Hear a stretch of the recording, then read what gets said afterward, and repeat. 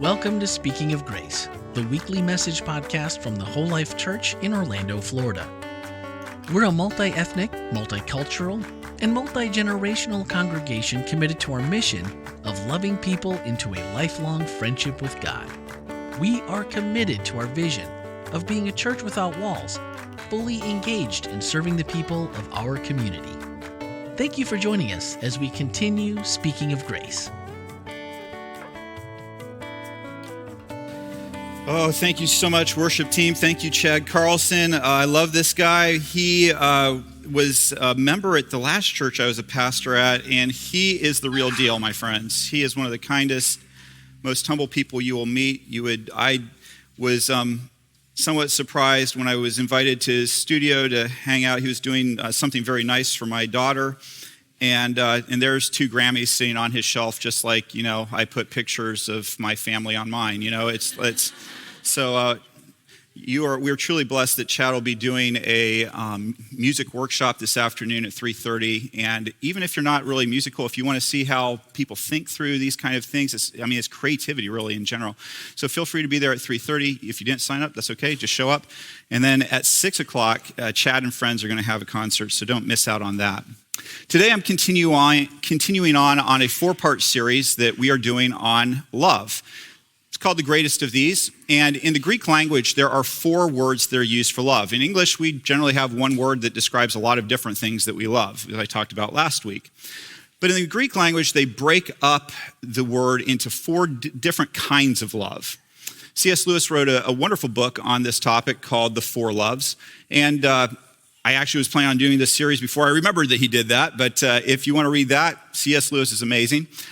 But today I want to talk about, last week we talked about eros. This week I want to talk to you about this word right here, philia. And this is actually the noun version of this word.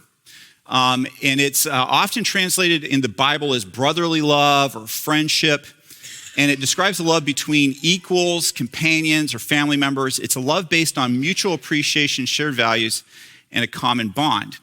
Now, I said that it's translated that way in the Bible. The noun version of philia is only found once in the New Testament. However, the verb version of philia, phileo, shows up over 25 different times in the New Testament.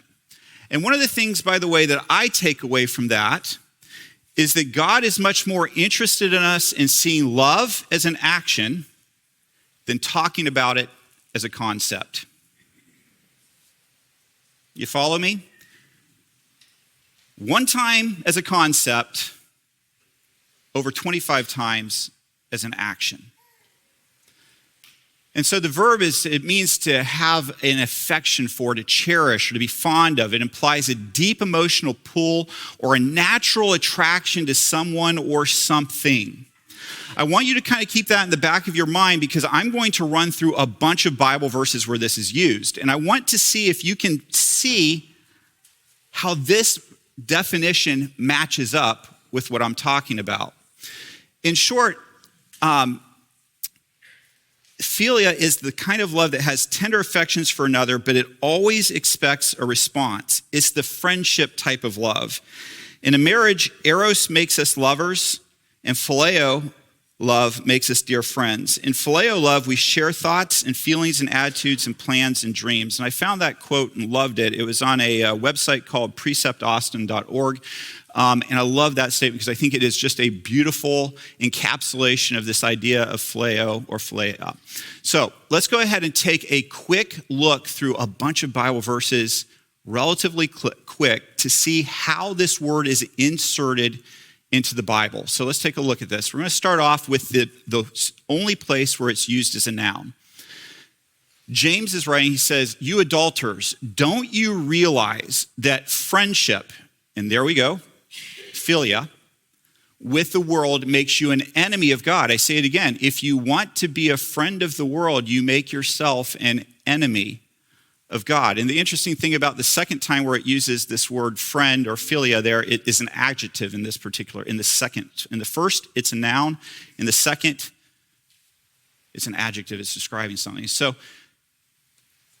James is saying to him, look, if you have shared values with the world, if you're okay with the things that the world says is okay, and by the way, one of the big things God doesn't like that the world likes, violence. God doesn't like that. Remember the flood?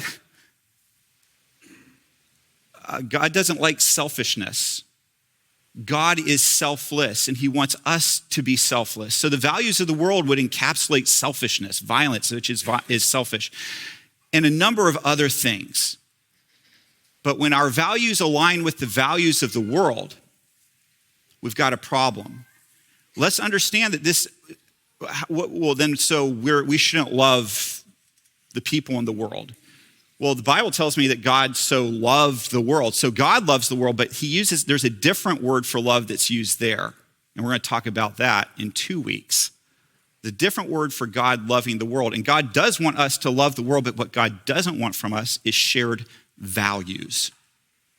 The things that are important to the world are not to be the things that are important to us. It's the things of God, the principles found in the Bible, that are to be the things that we align ourselves with. So now let's move into a couple places where we find the verb. If you love, phileo, this is the verb, if you love your father or mother more than you love me, you are not worthy of being mine. Or if you love your son or daughter more than me, you are not worthy of being mine. That's a difficult text, isn't it? Unless you start thinking about it again in terms of shared values. Jesus, all of us, can we just be honest for a second? I love my parents dearly, but they're not perfect. Only Jesus is. And so the person that I have to have the most affection for, the person I have to want to have the most shared values with, has to be the only perfect being. And so in this context, when Jesus says you must love me or you're not worthy of me, Jesus isn't saying that we have to hate these people. What he's saying is it's in order of what's most important. I need to be what's most important to you. Why? Because God is love, and that is the highest expectation of us as human beings. This is an interesting one. The traitor Judas had given them a prearranged signal. You will know which one to arrest when I greet him with a kiss. Then you can take him away under guard. Can you find phileo in this text? Somebody said it, I think. Kiss. Kiss is the word phileo. In other words, Judas says, I am going to show the person I show brotherly affection toward. The person that I show this kind of deep affection toward, that's the person you're going to arrest. So that's another place where phileo is used in the Bible. How about this one? Beware of the teachers of the religious law, for they like to parade around in flowing robes and love to receive respectful greetings as they walk in the marketplace, and how they love the seats of honor in the synagogues and the head of the table and at banquets. Again, they have affection for. This is what they want. They want to be number one. They're putting their self above God. They want to receive the affection of others, not for God's sake, but because they want to be puffed up. They want to be respected. They want to be liked. Here's one of my favorites. These next two, I love this. For the Father, phileos, has deep affection for the Son, Jesus, and shows him everything he's doing. In fact, the Father will show him how to do even greater works than healing this man, then you will truly be astonished. But the Father has deep affection for the Son. Now, what I think is really cool about that is when you look at this next verse. For the Father himself phileos you. You know that God has the same affection for you that he has for his own Son. Isn't that incredible? Isn't that great news?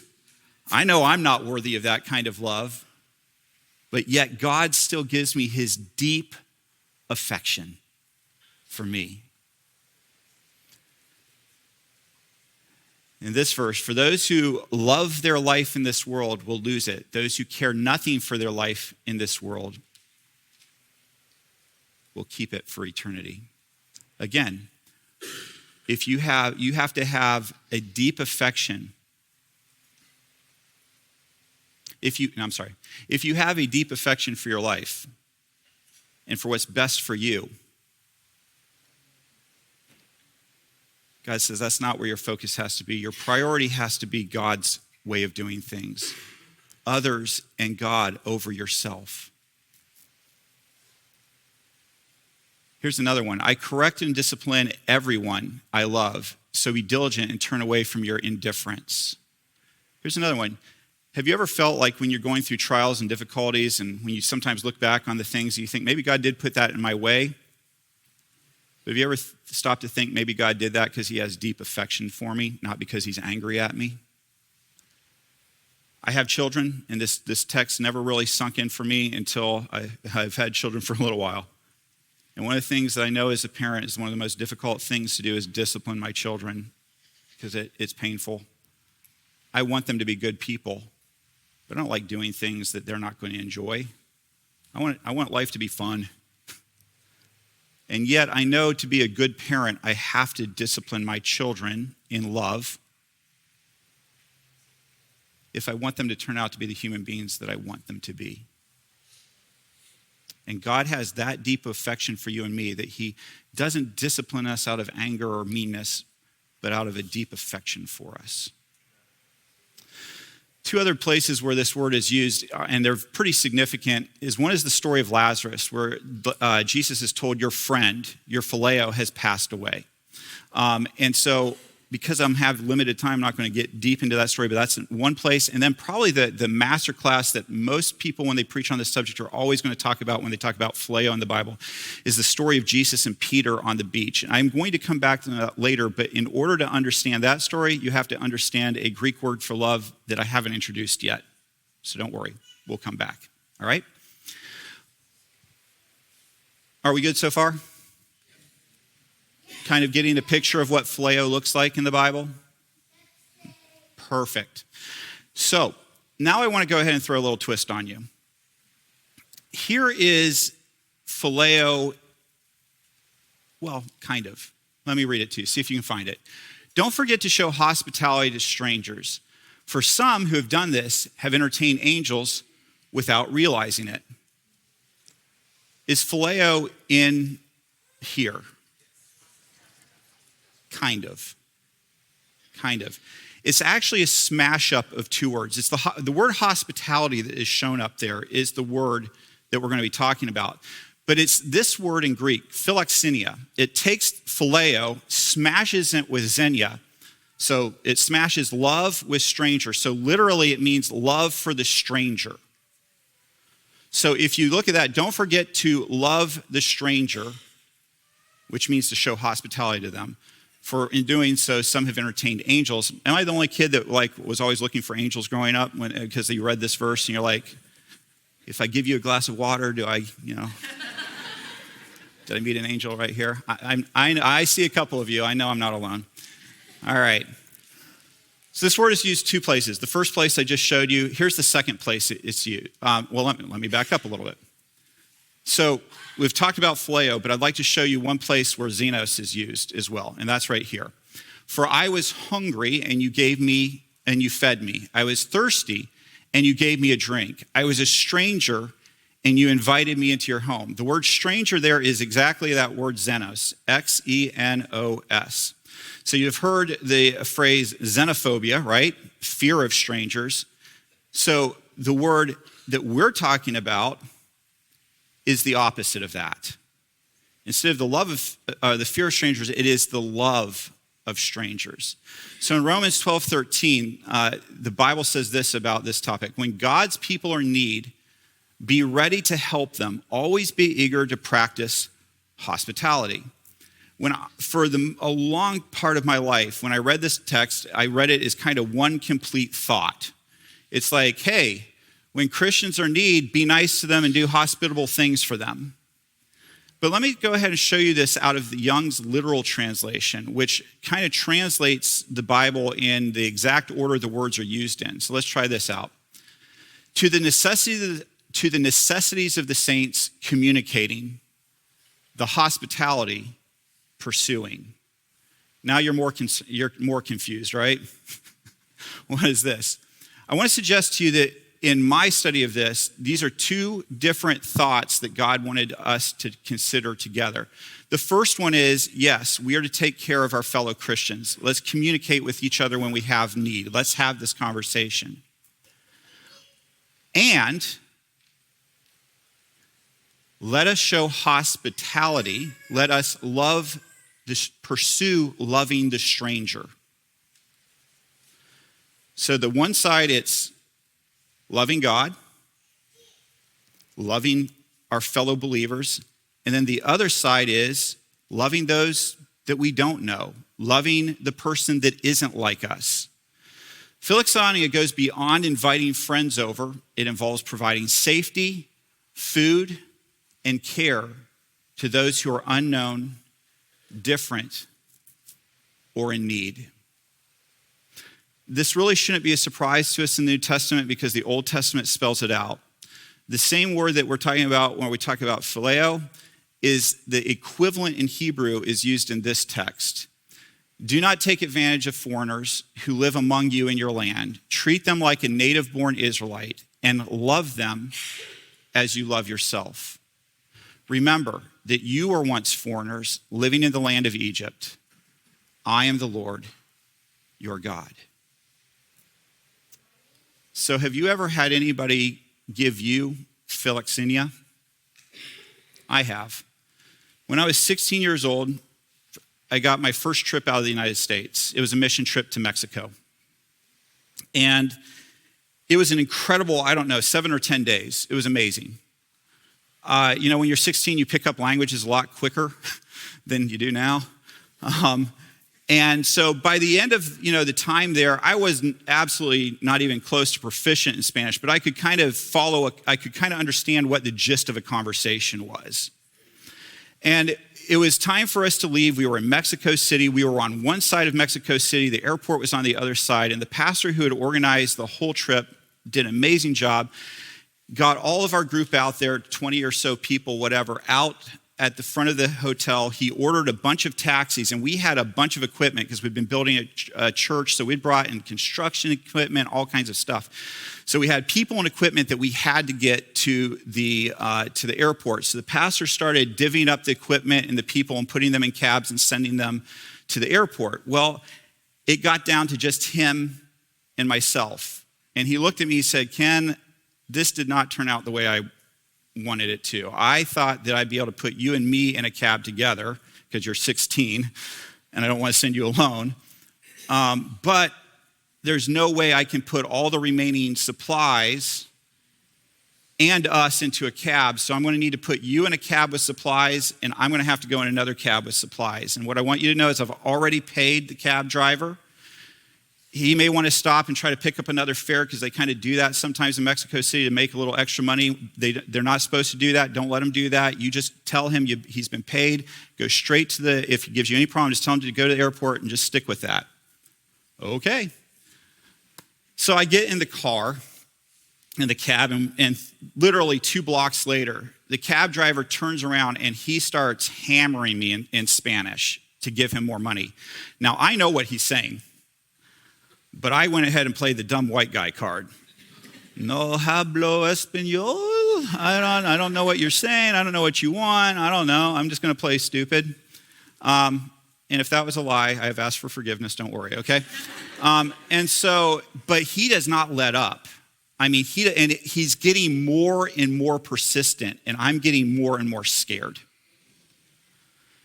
And all of a sudden, he swerves over to the side of the road, opens the passenger door, and this guy jumps in. And I'm like, this is it. I'm dead.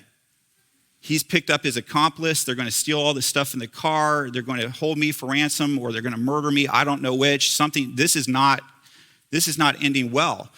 So the two of them have this vigorous debate or discussion back and forth, and they keep looking back at me. And the cab driver takes off, and he turns around and he's like, "You got to give me money. I need more money. You got to give me more." Blah blah blah blah. And I'm just like, "Oh no, I don't." And so now the guy swerves into a gas station, And I go, this is it. This is where I'm dying. And he jumps out of the car, and I'm like, this is it.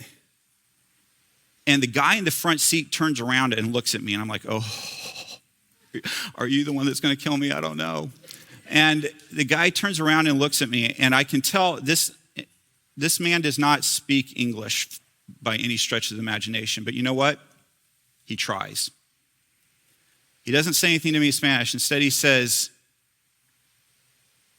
this driver, and I'm just going to paraphrase, this driver is trying to take advantage of you. But don't worry. I've told him he can't do it, and I will make sure you get to the airport fine. You don't give him any more money.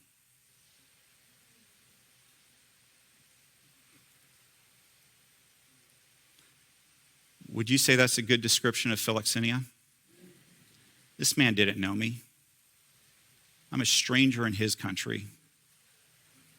I can't imagine what he thought about spoiled white kids who came down to Mexico to do a mission trip. I don't know what his thoughts were, but what I do know is he loved me. I made it to the airport. You probably figured that out.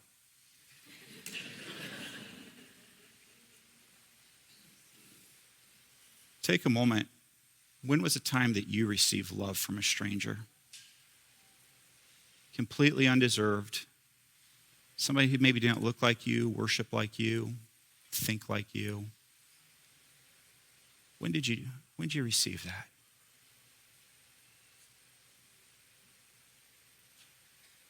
Now take a moment and tell me a time. Well, you don't need to tell me out loud. But tell me a time that you gave love to a stranger. Someone who didn't look like you, didn't deserve your help. But you practiced what the Bible teaches. How did it make you feel? When I think about the times where I have been able to do that, I always feel like I'm getting a little bit closer to being like Jesus. So today I'm here to challenge you.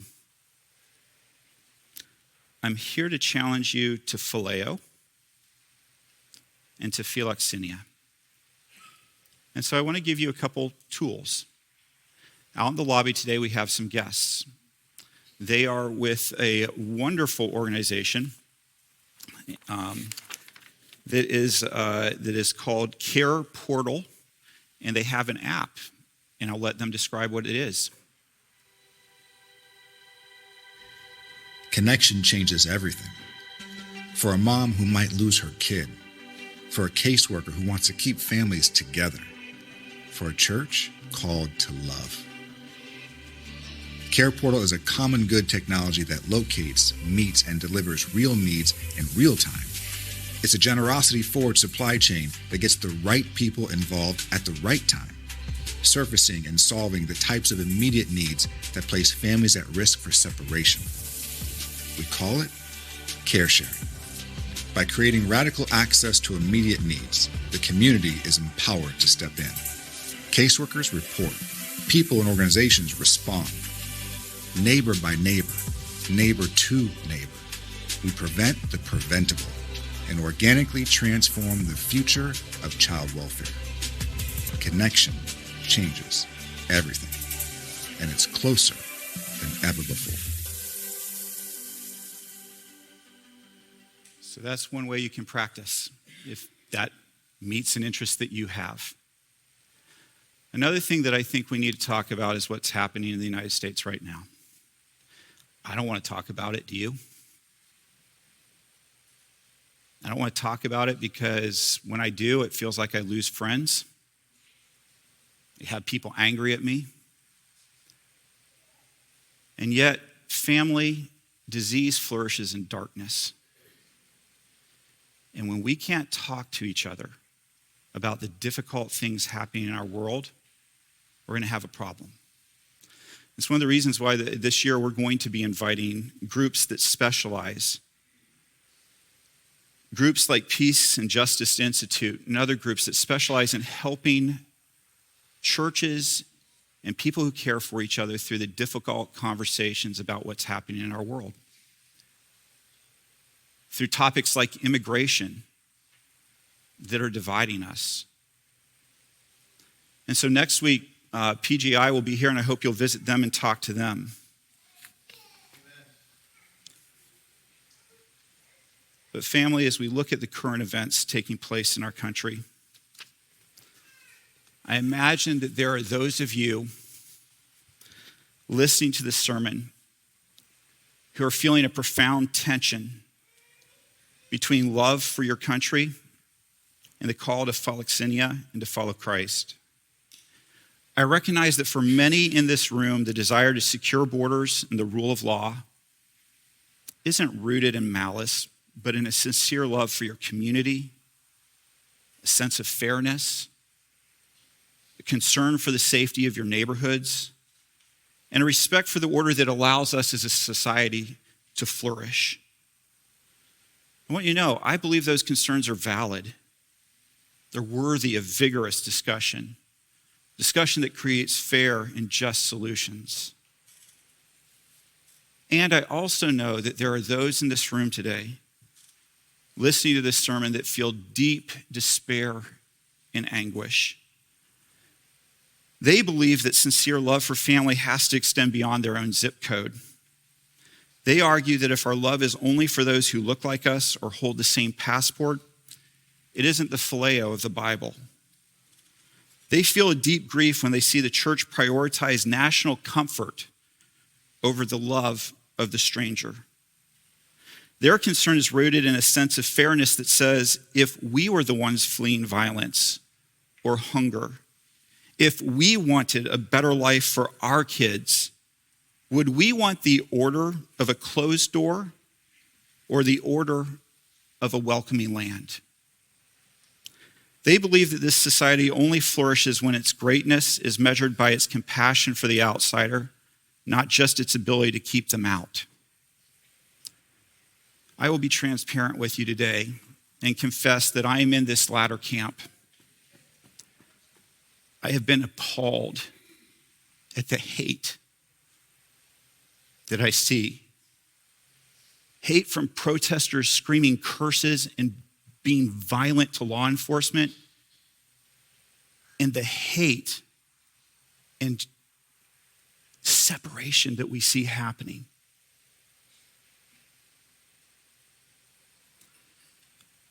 I will tell you that I personally condemn the actions that this beloved country of mine is taking towards immigrants right now. It is not right. Having said that, and by the way, that's not rooted out of politics. It's rooted out of my understanding of biblical principles. Having said that, I very much phileo, love, those here and elsewhere who disagree with me on this issue. So we have two extreme challenges that I know we can as a whole life church rise to. The first challenge is that each of us in the whole life family must phileo those with whom we disagree while we disagree. We must do the difficult task of speaking the truth as we know it in love, while also holding on to the possibility that we could be wrong and that we each can certainly grow. The second challenge is to make love not a concept, but an action. To actively love those we disagree with and to feed the hungry, give water to the thirsty, and show gracious love to the stranger, knowing that when we do these things, we are doing them for Jesus. To summarize and conclude, I'm going to leave you with the words of the late civil rights icon, the Reverend Jesse Jackson, who passed away this week. While he may have passed, it is my prayer that these words would live on in us. We must turn from finger pointing to clasp hands.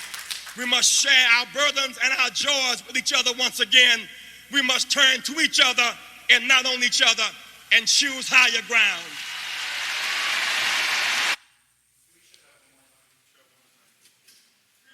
From finger pointing to clasp hands, we must share our burdens and our joys with each other once again. we must turn to each other and not on each other and choose higher ground. Hi, this is Randy McGray, podcast producer and host here at Whole Life Church. Loving people into a lifelong friendship with God is our mission at the Whole Life Church, and our podcasts are designed to help facilitate conversations that help us grow together in that pursuit. Now that you've heard the message for this week, don't forget to check out the Whole Life takeaways for this message. Swipe up in today's show notes and join the conversation. Speaking of conversations, each Wednesday morning we take a closer look at the week's message. That's right, the one you just listened to. We discuss practical ways to apply spiritual lessons and ask honest questions about the issues we face as Christians, all focused through the lens of grace. Your voice is a welcomed addition to that conversation. We encourage your thoughts and your questions by sending a voicemail or text to 407-965-1607 or send an email to podcast@wholelife.church. You can find everything podcast related on our website, wholelife.church/podcast. And plan on spending every Tuesday evening and Wednesday morning with us as we bring you the Whole Life Church inspiration you love straight into your headphones. Thanks for listening and have a great week.